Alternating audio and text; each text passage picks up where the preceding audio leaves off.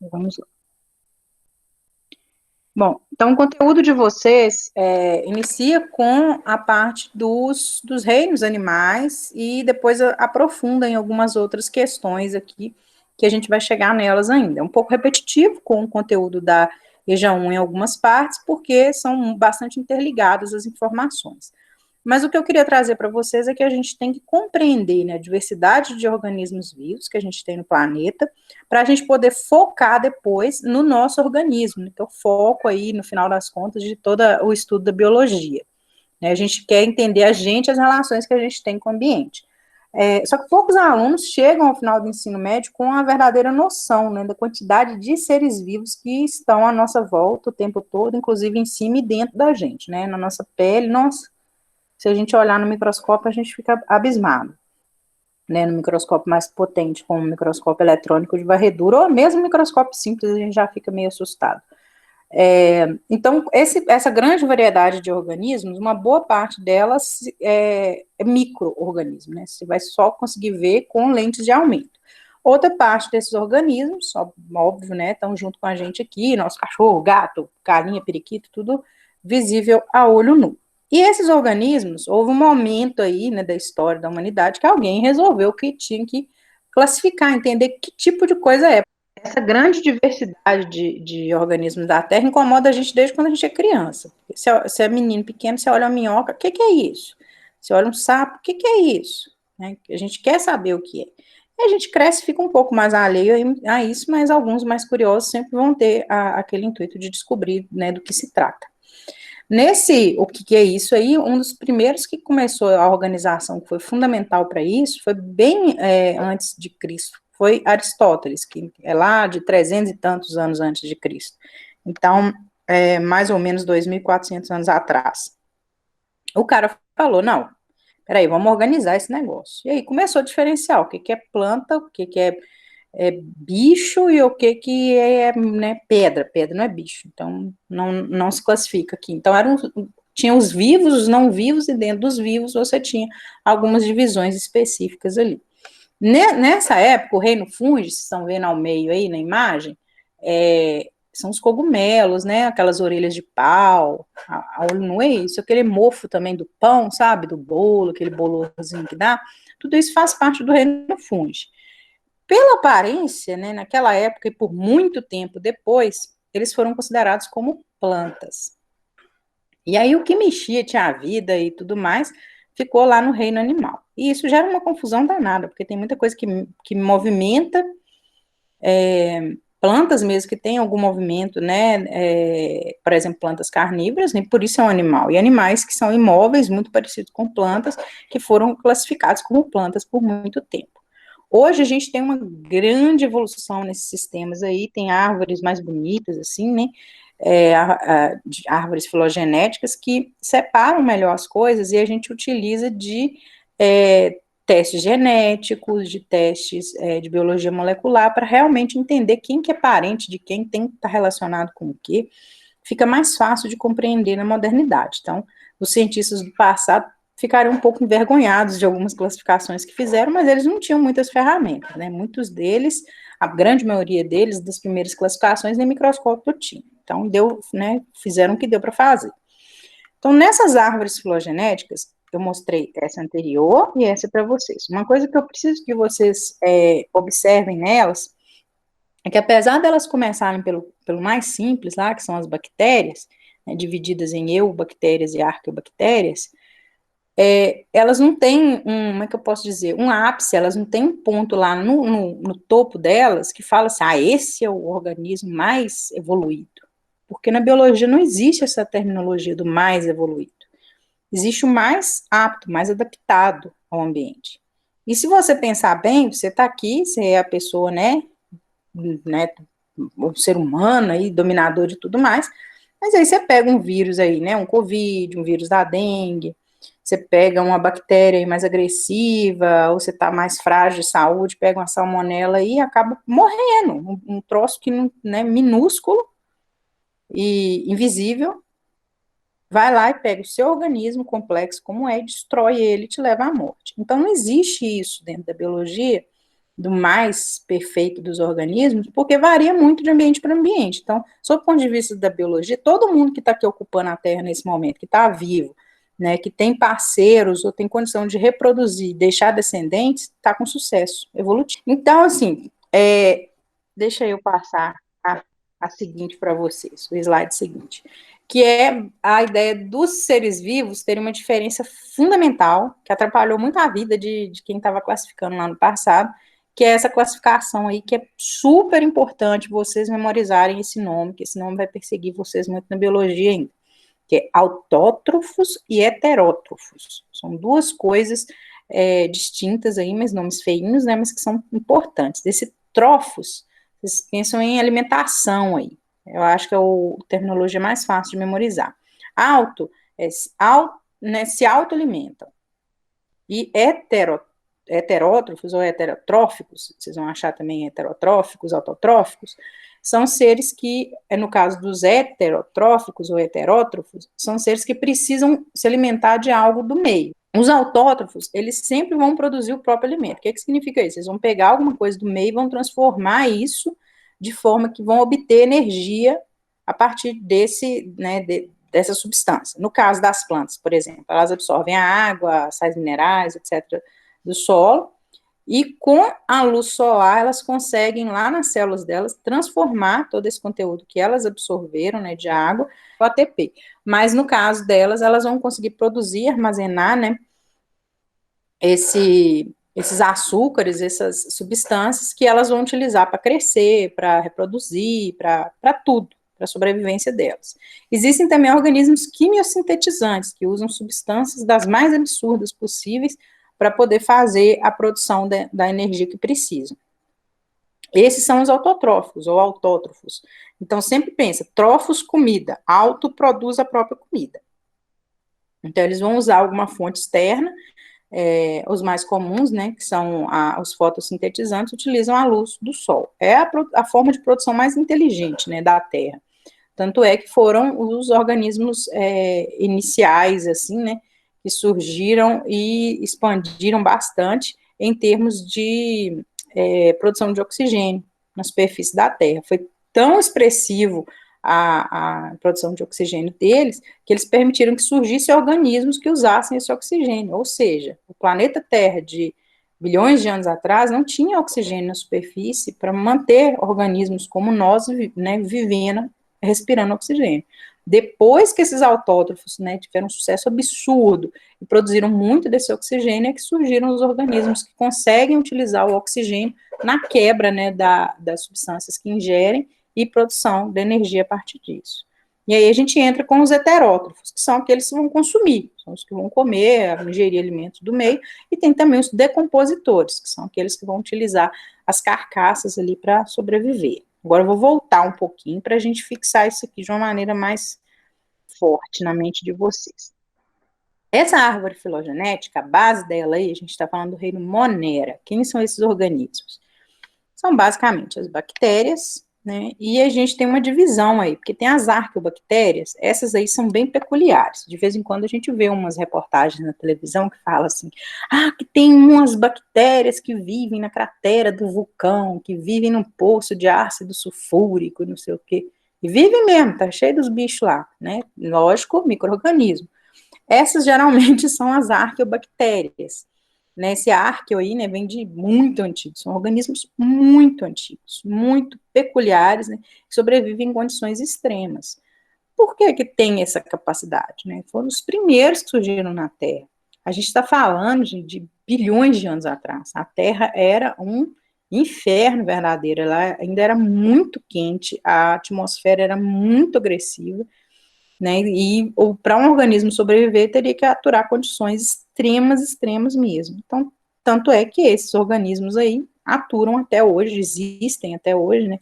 Lógico que com modificações ao longo do tempo, mas existem até hoje em ambientes que eram bem comuns na Terra antes, mas que hoje a gente só vai ver, assim, lá numa cratera do vulcão, lá num poço de ácido sulfúrico e tal. Já as eubactérias incluem as bactérias, né, que a gente conhece. Na nossa pele está cheio, 1/3 do nosso cocô é bactéria. Assim, bactéria está para todo lado, gente. Nós somos um meio de transporte de bactérias, assim, e bactérias boas, não bactérias ruins, danosas. Elas fazem parte do meio que a gente habita mesmo. Algumas, se a gente considerar o boom total de bactérias, fazem muito mal, né, são danosas e tudo mais. Mas a maior parte que está aí convivendo com a gente nem sabe que existe e está aí numa boa. E esses organismos, essas bactérias, né, esse grupo Monera, eles são um grupo de organismos formados por uma única célula. Por isso que a gente não consegue ver, né, são microscópicozinhos, é uma mini lá, célulazinha, e uma célula extremamente simples. Ela tem um nome específico, ela é uma célula procarionte. As bactérias estão representadas aqui nesse negocinho descabeladinho aqui, verde, com um rabichinho, que na verdade é um flagelozinho. Elas são organismos chamados procariontes. O que significa isso? Elas têm ausência de um núcleo delimitado, bonitinho, igual as nossas células têm. Nossas células têm um núcleozinho lá, todo fofo lá, guardando nosso material genético. As células das plantas também têm, as células dos protistas também têm, mas as bactérias são tão simples, organismos tão rudimentares ainda, né, dentro do pensamento, assim, né, de complexidade do organismo, que o material genético delas é espalhado lá dentro. Tudo bagunçado, não tem núcleo, não tem nada. Elas não têm organelas. O que significa isso? Não tem mitocôndria, não tem vacúolo, não tem lisossomo, não tem nada, tem nada. Tudo é meio bagunçadinho, funcional, né, gente? Obviamente. Um bichinho desse entra lá na gente e faz um estrago danado, se for patogênica, né, causadora de doença. Mas, ainda assim, ela não tem aquela organização que a gente está acostumado a ver nos livros de ciência sobre célula, porque a célula dela é mais simplória. Ela também não tem citoesqueleto, que é aquela estrutura de microfibrilas que as nossas células têm, que vocês vão ver muito ainda quando a gente falar da divisão celular. Agora, os eucariontes, aí já vão ter o núcleo envolvendo. Para vocês lembrarem esses nomes feios, a gente sempre parte os nomes na biologia. É uma coisa que eu aprendi com a minha professora de biologia. Cariontes, vem de carioteca. Carioteca é a membrana em volta do núcleo, é outro nome que ela tem. Que alguém teve esse brilhante ideia de pôr esse nome feioso nela. Aí, procariontes, vem antes. Então, esses aqui vieram antes de existir a carioteca. Então, procariontes, sem carioteca. São as bactérias, o reino Monera. Eucariontes, o eu, nesse caso aqui do latim, é de verdadeira. Então, carioteca verdadeira. Esses aqui já possuem elas, são todos os outros organismos, além, né, das bactérias. Então, sempre que vocês verem essa terminologia, lembrem disso, as bactérias são os organismos mais simples, a estrutura celular delas é a mais simples e elas não possuem a carioteca, enquanto os outros organismos possuem carioteca. Que diabos é carioteca, professor? Carioteca é aquela membrana que envolve o núcleo, que separa ele ali das demais estruturas da célula. As bactérias também não têm organelas, não têm mitocôndria, não tem vacúolo, não tem nada, mas o mais importante é isso. Elas são procariontes. Daqui para cima, eita, cadê minha setinha? Daqui para cima, a gente vai ter só organismos procariontes. Então, só os monera, só as bactérias são procariontes. Daqui para cima, só eucarionte. Todo mundo tem a membrana em volta do núcleo. Seja planta, seja fungo, seja o reino dos protistas. Aí, para falar do reino dos protistas, essa aqui, vocês estão enxergando aí, gente? Sim. Essa aqui é uma imagem de microscópio, tá? Uma imagem real de leishmania, que causa, né, a leishmaniose em cachorro lá. Podem ver que é um bichinhozinho lá bem, né? Até bonitinho, assim, eu acho elas fofinhas, cara. Que fotinha bonitinha dela aqui, né? Que na verdade não é uma foto, né? Que é uma imagem criada. É um organismozinho super simples. Isso aqui, que essa bolotinha aqui é o núcleo delas, fica bem evidente. Tem um flagelinho, né? Simpática, que só é. E elas são organismos, assim, que estão aí no meio da gente, né? O ciclo delas, muita gente confunde com a leptospirose, que é transmitida por rato. Mas o mosquito transmissor é o asa de palha, um bichinho que gosta bem lá do cheirinho de galinheiro, de cocô de cachorro e tal. E o asa de palha, né, pica um animal infectado e leva a esse organismo, né, a leishmania, para dentro do intestino dele. No intestino dele, ela sofre, né, um processo lá de replicação, e depois, quando ele for picar outro bicho, daí uns dias, ela volta pela saliva que infecta o animal. E tem vários animais que são portadores, inclusive nós, seres humanos. Daí o risco, né? Então, é um organismo unicelular. O que que significa isso? É uma célula com flagelo, lembra até um espermatozoidezinho, né, com formato esquisito, tem um núcleozinho, tem vários organelos dentro dela, que bonitinha, mas é uma célula, e é só isso mesmo. E essa doença é causada por um organismo super simples lá, que é um organismo do reino protista. Então, um bichinho lá que não tem nada não tem braço, não tem perna, não tem capacidade de construir nada, simplesmente é um organismo unicelular que infecta e tem essa capacidade. Nem todos os organismos do reino protista são parasitas, assim como as bactérias também. A maioria das bactérias não é parasita. Né? Ela pode até viver em cima do organismo da gente, do nosso braço, perna, tal, cabelo, mas não é porque ela é parasita. É tipo a orquídea, né, que fica lá em cima da árvore lá. Só tá ali, a árvore tá lá e pronto, entendeu? Ela não tá causando mal nenhum ao organismo.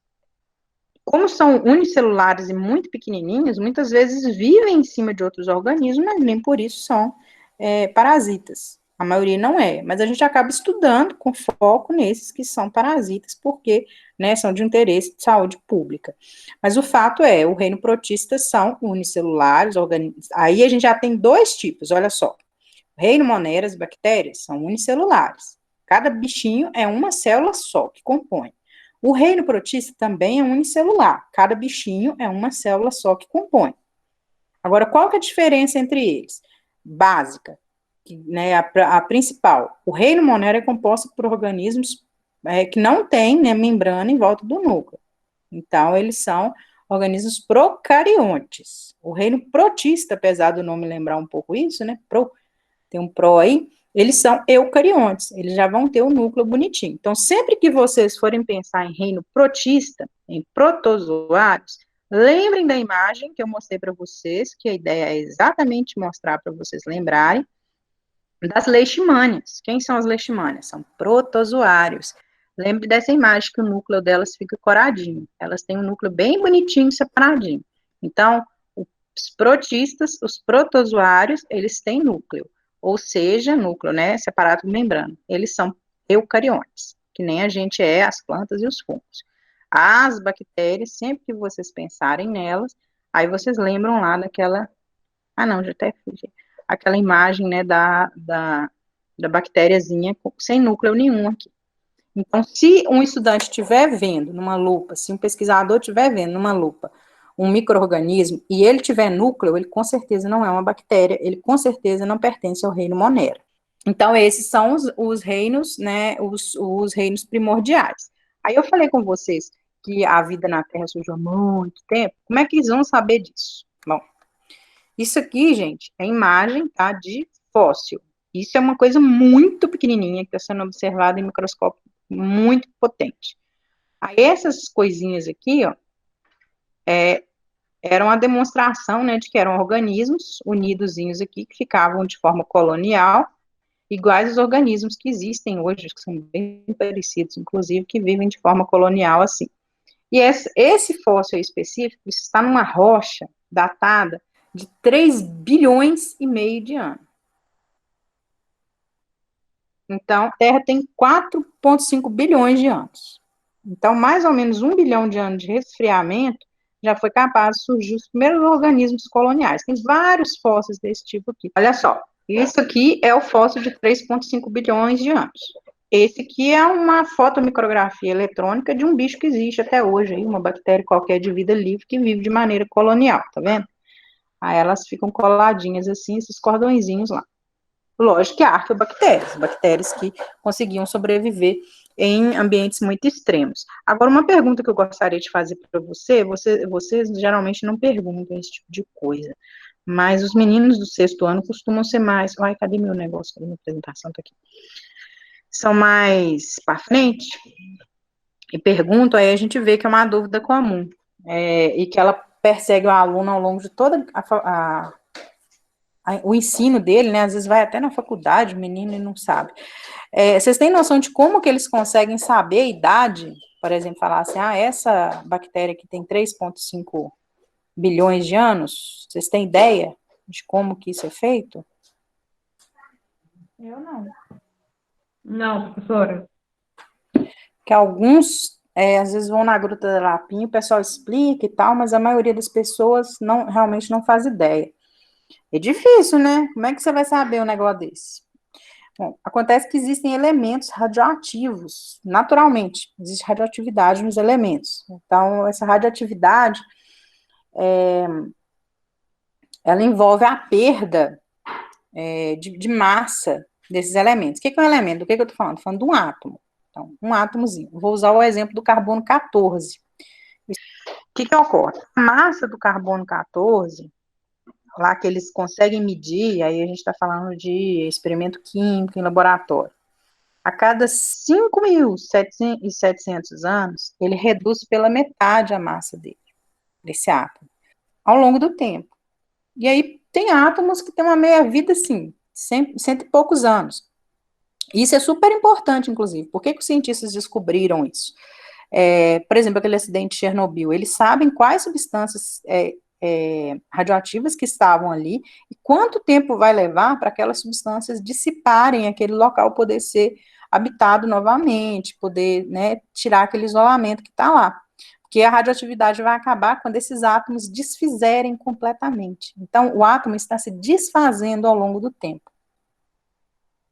Então, imagina só, pela perda de massa dele, eles já conseguem estimar isso com, assim, certeza absoluta. Então, eles pegam um plutônio, uma substância radioativa que é mais duradoura, que está naquela rocha ali, que é parte daquela rocha, e vê quanto de massa que ele perdeu. Aí eles vão saber a idade daquela rocha. E aí, tudo que está naquela rocha, as marcas, porque a bactéria não fossiliza, não tem osso, né? Mas ela deixa a marca dela, uma folha deixa a marca dela, um peixe, né, ou mesmo o osso do dinossauro, por exemplo. Eles vão, né, raspar ali, tirar uma parte daquilo ali, olhar qual substância radioativa tem, qual que é adequado para avaliar, e vão avaliar isso. Outra coisa que eles observam também são os extratos que esse material tá. Porque vocês já devem ter visto aqueles barrancos que às vezes vai fazer loteamento e corta o barranco, aí tem umas manchas assim com umas pedras acumuladas, uma mancha que é só terra, uma mancha que tem um negócio mais escuro. Aquilo tudo é acúmulo, né, ao longo de milhares e centenas de anos, depende do ambiente que aquilo ali tá. Mas essas camadas, elas são bem conhecidas, e na Terra existem camadas, assim, de quilômetros, que vocês sabem que são de tal era geológica. Aí abaixo daquilo é tal era geológica, é tal período geológico. Professora, a mesma coisa que achou o crânio da Luzia aqui no, na gruta, não foi? Isso mesmo. Aí eles estimaram a idade dela pelo extrato, né, que ela estava, e fizeram datação de carbono 14 no material também. E aí descobriram que era o ser humano mais antigo, né, que tinha vivido na região das Américas aqui. Então, a gente pode falar da Luzia hoje, por exemplo, e da idade da Luzia hoje, por exemplo, graças a esse tipo de estimativa de idade. Então, quando se fala que esses fósseis, né, que a gente tem de arqueobactérias têm 3,5 bilhões de anos, ninguém tirou de trás da orelha, não. É baseado em indícios científicos, assim, confiáveis, né? E é isso aí para vocês verem, são as euglenas. Não dá para ver os flagelinhos dela, que é muito clarinho. É um gifzinho com elas nadando, que eu acho muito bonitinho. Aí, a gente consegue vê-las em microscópio, porque elas são até bem grandinhas. Aí dá para ver, olha, elas têm núcleo, né? Dá para ver que elas têm uma manchinha aqui. Esse é o núcleozinho delas. Tem vacúolo também, que é uma estrutura que fica bombeando a água para fora, porque a água entra no organismo delas. Se bombear, elas rompem. Elas têm um flagelo. Deixa eu ver se alguma dá para ver o flagelo. O flagelo é difícil. O flagelo delas fica na frente. Elas usam ele para nadar para frente. E aí, são organismos de vida livre. Provavelmente um copo d'água aí que você pega aí, pode ter uma delas lá. Uma não, várias delas lá nadando. Quando você tem muitas delas e outros organismos verdinhos assim na água, a água fica esverdeada, né? Mas não é só a euglena, não. Tem vários outros ali que são envolvidos nesse processo.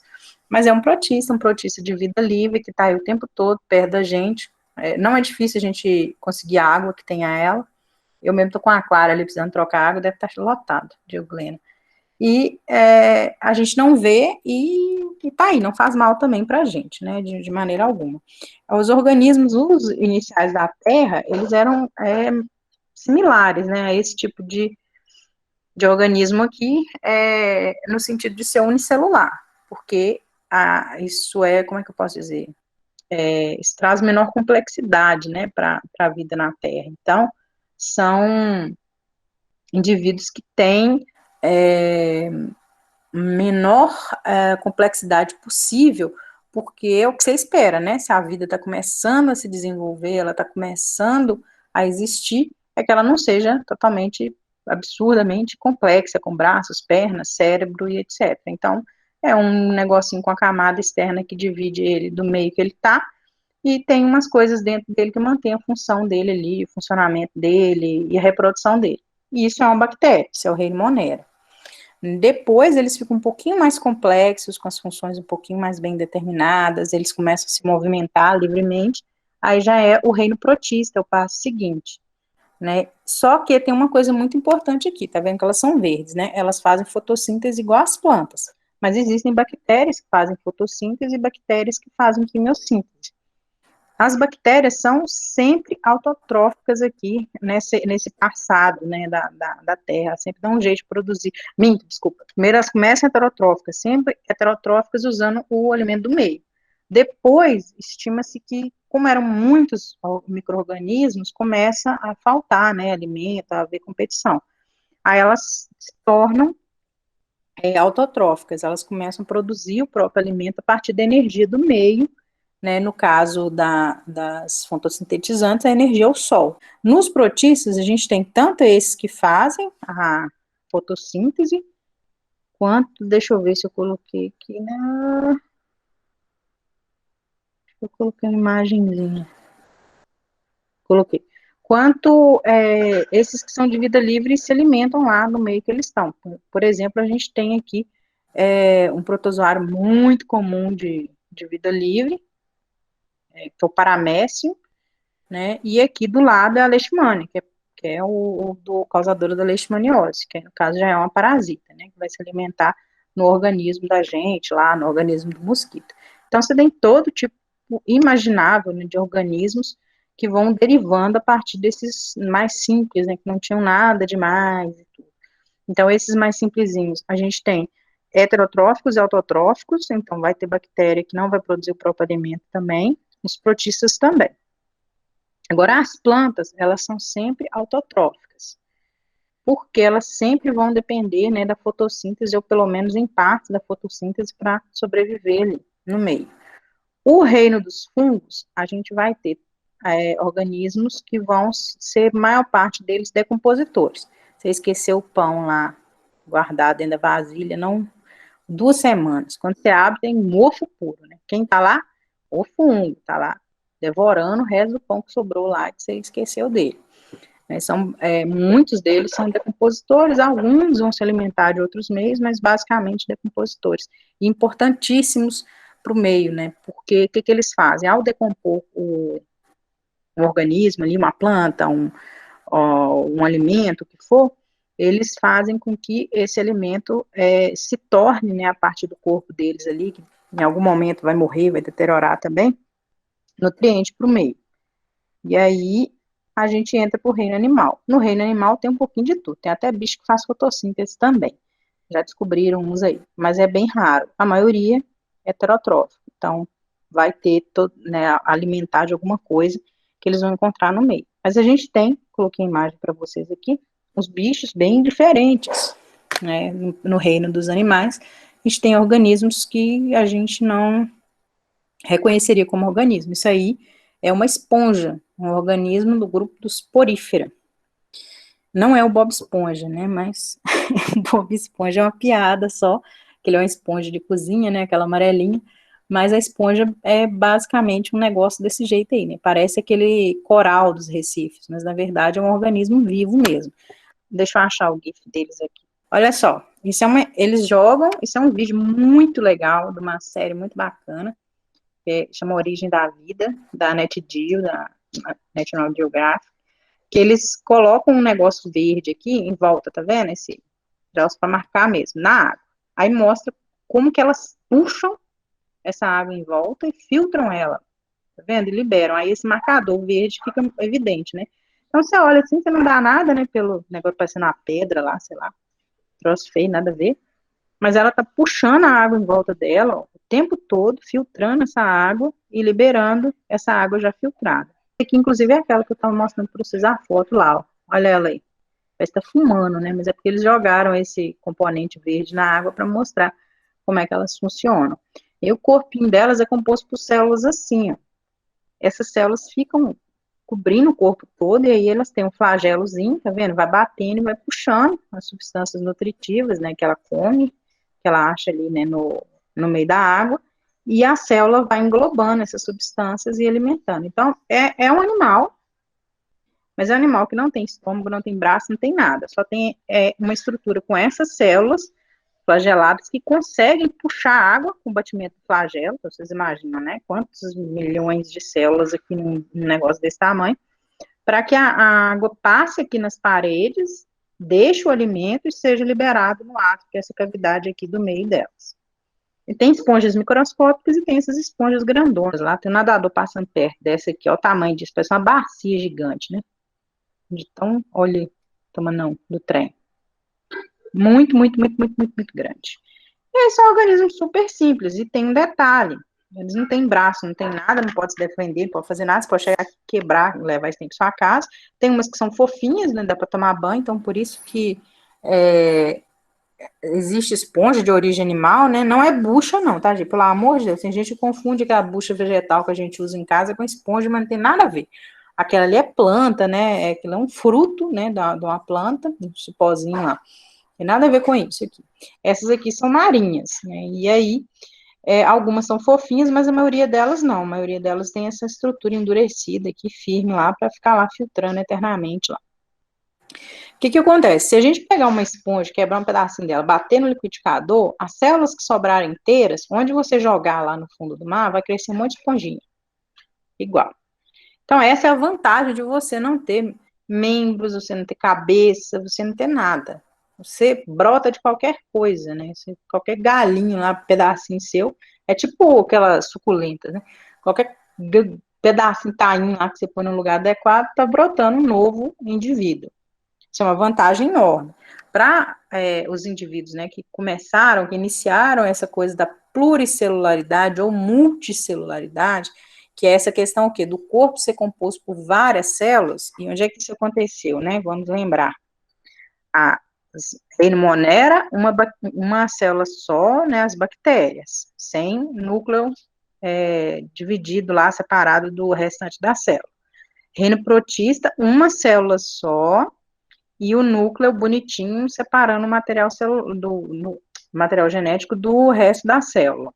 A partir daqui, todos os organismos vão ser multicelulares ou pluricelulares, o corpo composto de mais do que uma única célula. Isso é importante, gente.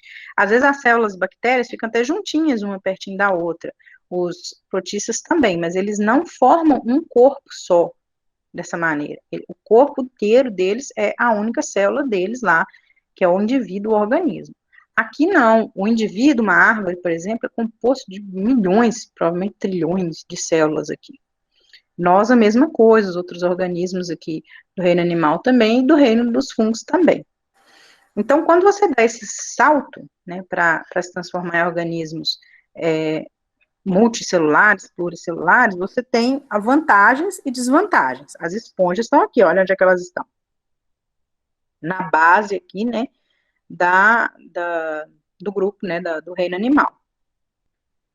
Aí, não das esponjas que nós viemos, né, não existe isso, veio do macaco, veio da esponja, veio de não sei de quem. Vocês podem ver que as setinhas, elas seguem um rumo aqui, e aí vão se desdobrando, né, organismos a partir dela. Por quê? Você tinha um grupo imenso de organismos acontecendo aqui, quando esses dois grupos aqui surgiram. Muitos foram extintos, não continuaram, muitos continuaram e derivaram, né, geraram esses grupos que a gente conhece. mas não é um vindo do outro, assim, não é uma linha reta, né? A gente teria, nossa, uma árvore imensa se a gente colocasse tudo que não deu certo, digamos assim, tudo que não se adaptou, tudo que na Terra, né, teve problemas ali para se desenvolver, morreu por alguma razão e deixou de existir aquela espécie. São muitas, muitas. A gente teve várias extinções na Terra. Vou falar delas já já com vocês. Mas aqui os poríferos são os animais mais simples, que não tem cabeça, tem sistema nervoso, tem nada. Você arranca um pedaço, não dói. Pronto, você bate no liquidificador, não. Mas também indestrutível, né? Que você bate no liquidificador, joga o que sobrou lá no chão, daí a pouco tem um monte de esponja brotando lá, daí a pouco assim, né? Daí uns dias, uns meses, depende da espécie. Aí os quinidários, que são o outro grupo, também muito simples, são as águas vivas, né, os corais. Aí esse grupo aqui já vai ter sistema nervoso, já vai começar a aparecer coisas novas nesse grupo. E é a partir, né, dos organismos que estavam aqui nesse momento evolutivo, que surgiu o sistema nervoso, que foi surgindo cabeça, foram surgindo órgãos, foram surgindo especializações cada vez mais elaboradas. Mas de vez em quando o negócio dá um passo para trás também. Olha onde estão os equinodermas. Sabe o que são os equinodermas? Estrelas do mar. Olha a estrela do mar onde está, próximo, né, dos organismos mais derivados, os mais recentes, né, que têm estruturas mais próximas do que a gente imagina como um animal. Eles surgiram bem recentemente e estão aí até hoje. Desse jeito aí, né? Estrela do mar, uma coisinha mais, né, bobinha lá. Mas deu certo. É um designer que deu certo. Né? Dentro da evolução não está nem menor nem maior do que a gente pensando aqui, porque elas estão lá vivas no mar, vivendo, sobrevivendo nesse mundo que a gente está. Assim como os artrópodes. Quem são os artrópodes? Os insetos, as aranhas, os escorpiões, está todo mundo aí com a gente, as formigas, as pernilongas aí picando a perna da gente enquanto a gente está assistindo a aula, todo mundo aí no mesmo mundo que a gente aí sobrevivendo, né? Às vezes até bem melhor do que a gente, né? Dependendo do ponto de vista que a gente olhar. Então, esses organismos do reino animal são basicamente heterotróficos ou heterótrofos, né? Vocês vão ver os dois nomes, o que significa isso? Eles se alimentam, né, obtêm, né, os nutrientes a partir de alimentos do meio que eles estão. Sejam predadores, sejam decompositores, seja o que for. Eles vão pegar o alimento do meio. O reino dos fungos, que a gente não dá muita importância, a grande maioria é decompositor, são organismos que estão, assim, a semelhança, né, é muito grande com as plantas, porque são imóveis, né, a orelha de pau lá, o cogumelo, não sai correndo, né, não é igual os bichinhos que a gente está mais acostumado a ver como mais próximos da gente, mas é um reino com bastante espécies, né, desenvolvidas aí no planeta, e que tem uma importância muito grande também, e eles também não fazem fotossíntese nem quimiossíntese, eles são heterotróficos ou heterótrofos. Então, são pluricelulares, mas são heterótrofos, assim como o nosso reino animal. Já o reino das plantas são pluricelulares, mas são autotróficos. Mas eu queria situar vocês em termos de classificação. Olha só, a gente fica, né, dentro do reino dos animais, e nós também temos a nossa classificação aqui no meio do reino dos animais. E aí a gente tem, essa daqui é meio mequetrefe, tá, gente? Ela não é a mais moderna, não, mas é porque eu não consegui a mais moderna, que eu acho que é da Science, que está toda em inglês, ela está meio complicada da gente entender. Mas essa daqui dá para a gente ter uma ideia do que é uma árvore filogenética, né? Ela parte de um princípio, de um ancestral, que nesse caso aqui é desconhecido, mas é um mamífero, né, um organismo que provavelmente vivia em árvores e tal, e aí dele vai surgindo organismos cada vez mais derivados, com comportamentos cada vez mais parecidos, inclusive com os nossos, né, por acaso esses aqui também têm, e desses organismos aqui vão derivando novos grupos, então a gente não é uma linha reta, não é assim, aqui tinha um bicho, esse bicho virou esse bicho, assim, aqui tinha um conjunto de animais gigantesco, né, desse conjunto de animais aqui com uma variada gama de características, esses aqui tiveram sucesso evolutivo e se mantiveram, né, vivos, inclusive até hoje. E outros continuaram a derivar, né, a sofrerem modificações e originando os grupos seguintes. Então, se alguém falar com você, o homem veio do macaco, nem a ciência fala que o homem veio do macaco, ninguém fala isso. Na verdade, nós nos consideramos, dentro da ciência, um macaco, nós fazemos parte da classificação, né, dentro, né, da classificação zoológica, como primata. Então, a gente nem sai como é que fala? Dessa classificação. A gente nem passa acima dela, a gente está aqui misturado no meio dela, por quê? O mais proximamente, fisicamente parecido, geneticamente parecidos, são os outros primatas. Eu não sou uma planta, eu não sou um fungo, eu não sou um protista, sou um primata, né, pertencente ao reino animal, heterotrófico, obtenho meu alimento a partir do meio. Agora, dando continuidade aqui à explicação desse conteúdo, eu vou focar especificamente nas questões da semana 3 e 4, que tem relação com esse conteúdo que eu trabalhei até aqui, e que são fundamentais, né, para a gente poder terminar os PETs. Eu vou aqui projetar as questões, para ficar mais fácil vocês entenderem o que eu estou falando,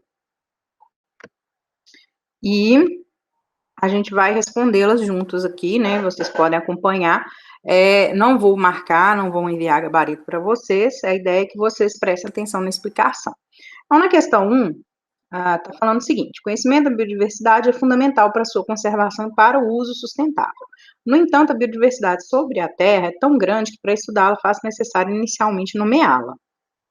Os seres vivos não podem ser discutidos ou tratados de maneira científica sem que sejam denominados e descritos previamente. Então, a partir do momento que você encontra um organismo, você tenta identificá-lo, ver qual espécie ele pertence, e se não existe nenhuma descrição dele, se ele não é conhecido até então, ele vai ser descrito como espécie nova. Os nomes científicos dão um significado universal de comunicação, porque os nomes científicos, eles trazem uma língua morta, né, que é o latim, e a ideia é que em qualquer lugar do mundo, a mesma espécie tem a mesma nomeação. Isso, né, é uma linguagem essencial do conhecimento da biodiversidade, servindo também como um banco de dados único de informação. Então, por exemplo, gato doméstico é Félix gatos, né, gatos. É o nome científico e em qualquer lugar do mundo vai ser conhecido assim. É inerente ao ser humano a necessidade de organização dos objetos em grupos, simplificando a informação a fim de facilitar seu entendimento. Nesse contexto, se insere a classificação biológica. Então, é para considerar as afirmativas, né, a seguir relacionadas com o texto acima. Então, na 1 está dizendo o seguinte: as categorias taxonômicas são em ordem hierárquica, é o que significa isso, de cima para baixo, né, da ordem mais ampla para mais refinada, ali, a mais específica. Aí eu trouxe até o reficofage aqui, que é uma forma de memorização muito antiga, o pessoal usa principalmente em cursinhos pré-vestibulares, esse reficofage, que é uma palavra, né, que foi criada a partir das iniciais aqui, que determinam a classificação zoológica. Então, para reino, é o ré, né, filo, o FI, classe é o C, ordem o O, F, família, o FA, desculpa, e G, gênero, e o E, espécie. Então, reficofage é a ordem. É reino, filo, classe, ordem, família, gênero e espécie. Então, é fácil, né, se você memorizar essa imagenzinha aqui, para se atentar, né, para essa classificação. E aí, aqui está falando o seguinte: reino, filo, família. Olha só, a família é o fage, né, lá no final, está acima só de espécie e gênero. Então, essa a opção 1 aqui, ela está errada. Então, a partir disso, deixa eu botar aqui, a partir disso, a gente já pode eliminar de cara C, D e E. A gente vai trabalhar só com A e B aqui como opção, porque a 1 está errada, essa ordem aqui hierárquica. A 2, os seres vivos estão distribuídos nos seguintes reinos: Monera, protista, fungi, metáfita, que são as plantas, e metazoa, que são os animais. Isso está correto. Esses são os 5 reinos, né, de organismos da Terra, como eu falei na aula, na explicação inicial. A partir do texto, deduz que as regras de nomenclatura garantem uma única linguagem universal de informação biológica. Correto. A ideia é que uma linguagem universal de comunicação, que todo mundo, né, utilize a mesma nomenclatura. E a 3, a partir do texto, deduz que as regras de nomenclatura garantem. Não, minto, já acabei de ler essa, né? Está correta, é a 4, desculpa. O processo de identificação de um ser vivo consiste em estabelecer uma correlação de identidade entre o exemplar objeto da identificação, então achei, vamos supor, um inseto lá. Então, ele é o meu exemplar objeto da identificação. E aquele que já foi classificado. Então, eu vou procurar ver se ele já foi classificado, se aquela espécie já foi descrita, e definindo assim seu nome científico. Se eu encontrei um organismo que já existe, que já foi identificado, eu vou saber o nome científico dele, não, é uma espécie e tal. Se eu não sei, eu vou colocar, né, fazer uma nova classificação dele, identificar a qual gênero ele pertence, família e tudo, para definir aqui qual espécie que ele vai ser. Então, 2, 3 e 4 estão corretas. Seria a letra B aqui, essa questão. Agora, número 2. Essa aqui é adaptada da UEM. A ideia de parentesco evolutivo entre espécies foi uma concepção de Darwin. Os conhecimentos atuais dão suporte à ideia de que todos os seres vivos compartilham ancestrais comuns que viveram há mais de 3 bilhões de anos. Atuando continuamente, o processo de evolução resultou na biodiversidade observada nos dias de hoje. A despeito dessa biodiversidade, um dos sistemas de classificação reúne os seres vivos em 5 reinos a partir das seguintes características: unicelulares e multicelulares, procarióticos e eucarióticos, e autotróficos e heterotróficos, como eu expliquei na aula, né? Essas são formas de definir, né, quais grupos aqui tem ou não cada uma dessas características. E aí, com base nelas, e nos 5 reinos, responda às questões propostas abaixo. Na letra A, está pedindo o seguinte: cite a característica considerada exclusiva dos indivíduos de um reino, especificando-os. Então, escolhe um reino, e aí você vai definir se os organismos desse reino são unicelulares ou multicelulares, procarióticos ou eucarióticos, autotróficos ou heterotróficos. Então, você vai colocar as 3 características aqui, né, de cada uma dessas ordenações, né, de organismos para responder essa questão. Eu acho que com os exemplos que eu dei na própria aula já ajuda, e também com os que você fizer para essa letra B aqui já vai ajudar também. A letra B é o seguinte: relacione as características e os reinos que as possuem. Isso aqui, característica, essa coluna, vocês podem esquecer ela, porque na verdade já está com a característica aqui. A questão tem um problema aqui, né, de edição da questão, que na verdade era para estar escrito características aqui em cima, né, e reino, e aí você que ia colocar características de cada um deles. Então aqui está, né, vocês vão esquecer, não precisa responder essa parte, porque a característica é essa aqui. Vocês vão colocar qual reino que tem. Então, até coloquei aquela figurinha do reino aqui do lado, para a gente dar uma colada, lembrar um pouco da aula. Então, primeiro aqui, espécies unicelulares e autotróficas, né? Quais reinos podem ter esse tipo de coisa? Bom, a primeira coisa, são unicelulares. Então, só pode ser do reino Monera, do reino Protista, e a gente, eu falei muito superficialmente lá na aula, né, mas o reino Fungi tem organismos unicelulares também, né, por exemplo, as leveduras são unicelulares. Tem uns organismos gigantescos do reino Fungi que são uma única célula, mas que fica imensa, assim, o organismo. Mas, no reino Fungi, apesar de existirem organismos unicelulares, eles nunca vão ser autotróficos, porque eles sempre são organismos heterotróficos. Então, só resta para a gente aqui, com organismos compostos de uma única célula, o reino Protista e o reino Monera. Então, a gente vai colocar aqui, reino Monera e Protista. Essa vai ser a resposta dessa primeira. A segunda aqui, espécies unicelulares e heterotróficas. Aí, a gente já está falando de, né, a mesma coisa, unicelulares, mas que são heterotróficas. Vamos lembrar, autotróficas produzem o próprio alimento, né? Então, são aqueles que vão fazer fotossíntese ou quimiossíntese. Heterotróficas dependem de se alimentar de substâncias do meio. As bactérias, tem bactérias heterotróficas e tem bactérias autotróficas.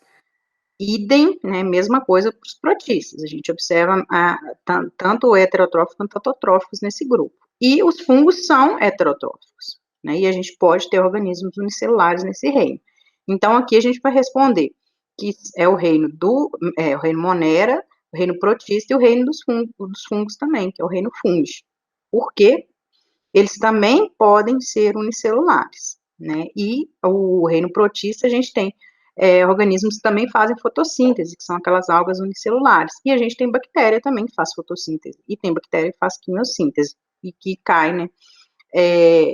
Aliás, que correspondem como autotróficas, mas que também existem as outras opções, que são as bactérias que se alimentam das coisas, né, que estão, das substâncias que estão no meio ali, sendo heterotróficas. Então, aqui seriam os 3 reinos: fungo, protista e bactéria.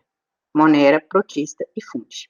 Agora, as espécies multicelulares e autotróficas, aí a gente está falando do quê? Espécies compostas de várias células no organismo. Então, a gente já corta aqui, não pode ser nem protista nem monera. Eles têm que ter muitas células no corpo. E o reino animal, animalia, o reino fungi e o reino planta tem organismos multicelulares. Só que a gente quer organismos que são também autotróficos, ou seja, que são capazes de produzir, né, a própria energia a partir de substâncias do mesmo, precisa de obter através do alimento. Então, tem que ser fotossintetizante ou quimiosintetizante. Entre os multicelulares aqui, os três grupos, o único grupo que consegue produzir, né, o próprio alimento aqui é o reino das plantas, que é capaz de fazer fotossíntese. Então, a resposta aqui é reino Plantae, essa é a terceira opção. E, por último, espécies multicelulares e heterotróficas. Aí, nesse caso, né, multicelulares, a gente só temos três grupos aqui, mas heterotróficas, né, que dependem de obter o alimento do meio, a gente corta as plantas, elas não vão fazer parte dessa opção.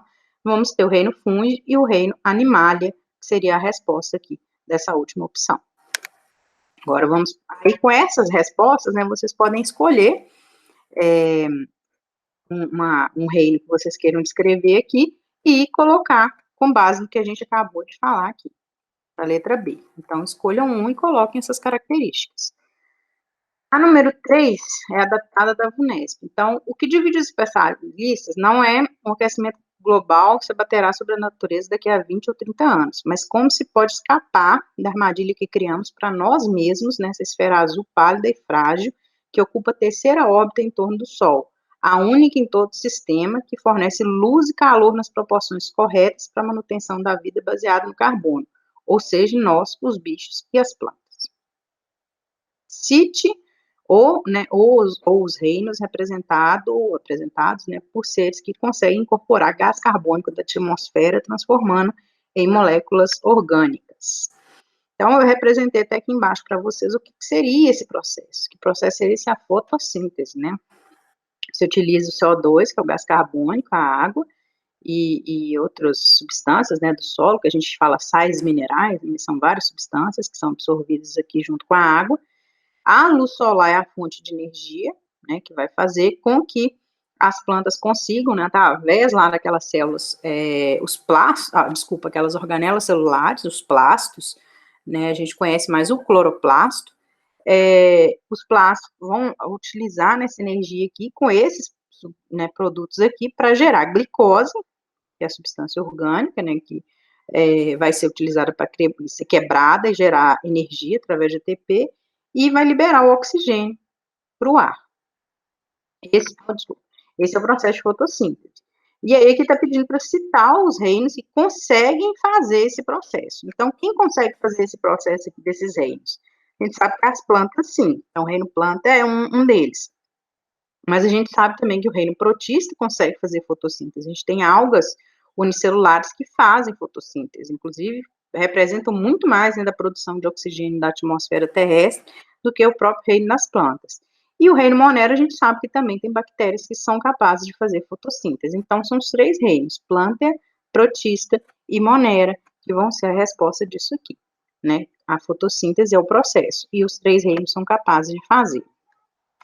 A questão 4, né, foi tirada do Enem, questão bem interessante. Então, vamos lá. Uma pesquisadora deseja reflorestar uma área de mata ciliar quase que totalmente desmatada. Essa formação vegetal é um tipo de floresta muito comum nas margens de rios dos cerrados do Brasil Central. E em seu clímax possui vegetação arbórea perene e apresenta dossel fechado, com pouca incidência luminosa no solo e nas plântulas. Sabe-se que a incidência da luz, a disponibilidade de nutrientes e a umidade do solo são os principais fatores do meio ambiente físico que influenciam no desenvolvimento da planta. Para testar unicamente os efeitos da variação de luz, a pesquisadora analisou em casas de vegetação com condições controladas o desenvolvimento de plantas de 10 espécies nativas da região desmatada, sobre 4 condições de luminosidade, uma sob sol pleno e as demais em diferentes níveis de sombreamento. Para cada tratamento experimental, a pesquisadora relatou se o desenvolvimento da planta foi bom, razoável ou ruim, de acordo com os critérios específicos. Os resultados obtidos foram os seguintes. Tem a tabela aqui mostrando, então, aqui a espécie, cada uma das 10 espécies. Aqui mostra como é que elas se desenvolveram em sol pleno e aqui em condições de sombreamento. Aí está falando, para o reflorestamento da região desmatada, isso é importante, porque a questão aqui tem uma pegadinha. né, que eles falam de vegetação arbórea, dossel fechado, incidência de luz, não é muita, né, pouca e tal. Só que essa região já foi desmatada e você quer colocar uma planta ali que consiga reflorestar. Essa que é a questão, né? Aí vai falar aqui as opções. Então, na espécie 8, eles estão falando que ela é mais indicada que a 1, olha só a 8, uma vez que aquela possui melhor adaptação a regiões com maior incidência de luz. Olha a 8, no sol pleno, ou seja, não tinha sombra nenhuma. A 8 teve como é que eu posso dizer, um desenvolvimento ruim. A 1 teve um desenvolvimento razoável. Essa opção aqui está falando que a 8 é indicada porque ela teve maior adaptação. É o contrário, né? A 1 teve maior adaptação a regiões, né, com sol pleno ali, do que a 8. Então, essa está incorreta. Recomenda-se a utilização de espécies pioneiras, isto é, aquelas que suportam alta incidência de luz. Até aqui, correto, porque está desmatado. Como as espécies 2, 3 e 5. Então, vamos lá. Sob sol pleno, a 2 teve desenvolvimento bom. A 3 também teve um desenvolvimento bom, inclusive com 30% de coisa aqui, né? A 2 teve, a 3 também. E a 5 também.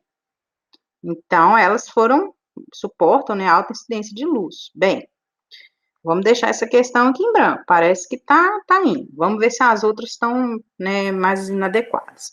Sugere-se o uso de espécies exóticas. Incorreto. O que é uma espécie exótica? Uma espécie que não pertence àquela localidade, àquela vegetação nativa. Você nunca deve usar espécies exóticas para reflorestamento, embora seja utilizada em algumas situações ainda do Brasil, infelizmente, seja utilizado principalmente capins que não são nativos para cobertura, por exemplo, quando faz uma estrada e coloca aquelas gramas na borda da estrada para não ter, né, erosão ali da parte que ficou a terra exposta.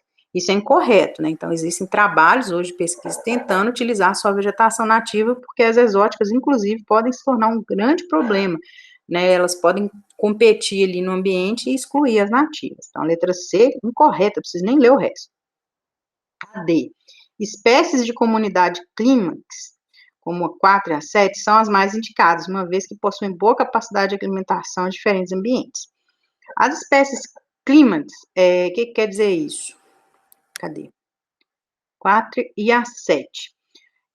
Elas, na verdade, são aquelas que, quando a vegetação está fechada, imagina uma área de mata, assim, bem fechada, com as árvores grandes, árvores frondosas, né, muito sombreamento no solo e tudo. Isso aí que seria uma espécie, né, uma comunidade nessa situação aí chamada clímax. No caso dessas espécies, são espécies, assim, a árvore produz sementes que geralmente têm frutos maiores para ter maior dispersão, a plântulazinha, que é a plantinha que cresce lá inicialmente, ela suporta um alto grau de sombra, até precisa de muito sombreamento, geralmente, para crescer, ela não aguenta lá um sol torrando nela, lá tipo um lote vago que você tenta, né, fazer plantio. Então, são espécies que não são adequadas para reflorestamento, sendo clímax, exatamente por causa disso. E se a gente olhar aqui, a 4, ela teve um desenvolvimento bom em todo sentido, então ela é uma espécie que a gente chama de generalista, ela cresce em qualquer lugar. Agora, não é clímax, né, ela é generalista. E a 7, ela é o contrário da 4, né, ela é uma espécie que não aguenta sol e sobrevive, né, sobreviveu melhor aqui, né, na condição de 90% aqui de sombreamento, ou seja, uma espécie clímax a 7, a 4 já é o contrário.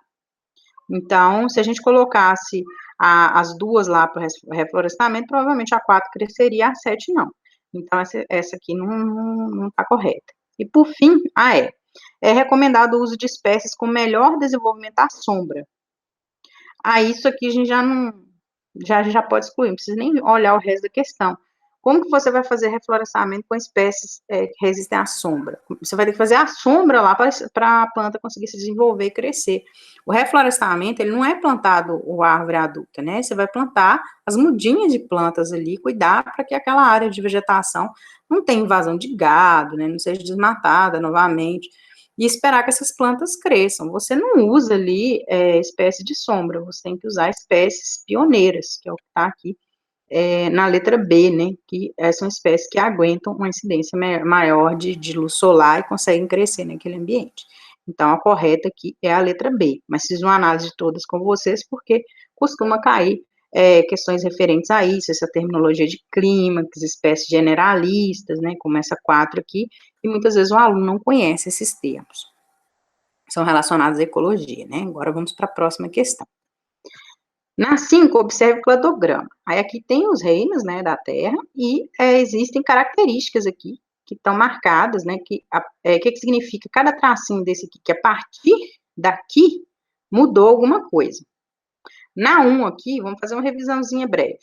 Na 1, né, do reino Monera, o que mudou para os reinos seguintes? A partir daqui, a gente passa a ter carioteca, que é a membrana em volta do núcleo, organelas citoplasmáticas, né, células que o material genético fica dentro do núcleo e com uma organização, né, de celular que contém organelas ali, por exemplo, uma mitocôndria, um complexo de Golgi, etc.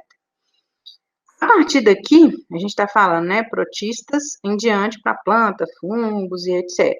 Você vai ter novas modificações que ocorrem. No cladograma aqui, que eles, né, colocaram para a gente, eles querem saber especificamente, né, a partir de qual momento aqui as células não possuem parede celular mais. O que ocorre? Nos protistas, a gente não tem parede celular, mas aqui, em plantas, a gente tem a parede celular. Então, a gente tem a parede celular, inclusive, composta de celulose. É importantíssimo aqui, porque as plantas têm uma estrutura, né, por exemplo, uma árvore ali, aquela estrutura da árvore, aquele tronco ali, é totalmente relacionado à presença dessa parede celular que consegue permitir que a planta gere essas estruturas maiores, né, tenha conformidade física ali para aguentar o peso, né, que é uma árvore adulta. Essa parede celular é fundamental nesse processo, né, esse acúmulo de celulose. Para o reino fungi, a gente tem parede celular também, só que já é uma parede celular de quitina, de outro material, né, nas células aqui. E no reino animal, a gente já não tem parede celular mais, as nossas células têm apenas membrana plasmática. Então, aqui, nessa questão específica, né, as células que não possuem parede celular, vão ocorrer a partir desses 5 aqui, que vai identificar, né, que essa característica não está mais ausente. Então, se a gente fosse utilizar, né, o cladograma para observar só essa característica, a gente diria que é a questão 5 aqui, a letra E. Agora, a 6 é da UFTM modificada. O estudo dos fungos, protozoários, vegetais e animais revela detalhes interessantes. São seres que apresentam semelhanças e diferenças. Atenção, olha, gente, não colocou os 5 reinos, ó. O Monera não está contido aqui. A respeito desses seres, pode-se afirmar que Bom, vamos lá.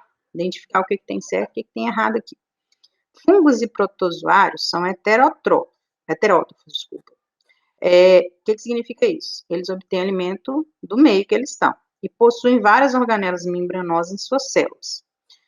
Os primeiros realizam digestão intracelular e os segundos digestão extracelular. O que ocorre aqui? Os fungos são heterótrofos. Já os protozoários, nem todos são. Nem todos obtêm alimento do meio. A gente tem os protozoários que são, né, fotossintetizantes, como as algas lá. Então, a gente não pode considerar que todos tenham essa característica. A letra A não vai funcionar aqui. Os fungos e animais são heterótrofos por absorção e possuem várias organelas membranosas em suas células. Os primeiros obtêm nutrientes por meio de absorção e os segundos, em sua maioria, por ingestão. Olha para vocês verem. Primeiro fala que eles são heterótrofos por absorção. E depois eles falam que os primeiros, no caso os fungos, obtêm os nutrientes por absorção. E depois falam que os segundos, que são os animais, por ingestão. A própria questão se contradiz. Né? Uma hora ela fala que ambos fazem uma coisa, outra hora fala que não. Então, letra B incorreta também. Vegetais e fungos são eucariontes e reservam carboidratos. Até aqui, ok. Carboidratos lá são substâncias né, que a gente chama vulgarmente de açúcares, né, os carboidratos. É verdade. Tanto vegetais quanto fungos fazem isso. Ambos possuem envoltório nuclear, correto, né? Ambos são eucariontes, possuem carioteca, e apenas vegetais conseguem reservar amido em suas organelas citoplasmáticas. Isso aqui está correto. Os vegetais reservam amido. É uma característica do grupo das plantas, né, do reino das plantas. Os fungos, eles não reservam amido. Eles são como nós, a reserva básica deles lá é a glicose, o glicogênio. Então, corretíssima essa letra C. E essa característica é muito importante vocês lembrarem. A reserva energética dos vegetais é uma das diferenças principais entre esse grupo e o grupo dos fungos, né? Os fungos se aproximam mais da gente em termos dessas reservas, porque eles reservam a glicose, lá o glicogênio, não o amido. O amido é uma coisa exclusiva lá das plantas. Agora vamos ver o que está de errado na D e na E. A D, protozoários e animais são multicelulares, errado. Já está errado aqui, protozoário não é multicelular, protozoário é unicelular. Vegetais e animais são eucariontes, correto. Multicelulares, correto. E possuem várias organelas citoplasmáticas, correto também. Possuem em comum envoltório nuclear, correto, né? São eucariontes, possuem envoltório nuclear. Possuem centríolos, lisossomos, e plastos. Tá aí o problema. Plastos, né? Lembrem sempre do cloroplasto. Os cloroplastos são aquelas organelazinhas que são exclusivas lá das plantas, não tem nada a ver com os animais. São estruturas responsáveis pela fotossíntese nas plantas. Então, incorreto. A letra E. Por fim, a 7. Nos sistemas mais antigos de classificação, os fungos e as plantas pertenciam ao mesmo reino, o que não ocorre atualmente. Realmente, né, antigamente se acreditava que os fungos e as plantas eram a mesma coisa. O fungo só seria um tipo de planta lá meio diferente. Com base nesse fato, cite duas características que justifiquem a retirada dos fungos do reino das plantas. Aí eu coloquei uma figurinha aqui só para a gente ter uma ideia, né, das potenciais diferenças. Então, assim, os fungos, eles não possuem tecidos verdadeiros, nas plantas os tecidos já são especializados, então os fungos, eles possuem até estruturas, assim, por exemplo, eles possuem as hifas, que são os espalhamentos que a gente poderia pensar neles como raízes, por exemplo, mas tudo é muito simples, não tem tecido verdadeiro. E aqui nas plantas a gente já tem. Os fungos possuem a parede celular, mas como eu falei, né, nas questões anteriores aí, né, é de quitina a substância, no caso da parede celular das plantas é de celulose. A substância de reserva dos fungos é o glicogênio, assim como é nos animais. Nas plantas é o amido, exclusiva lá das plantas, né?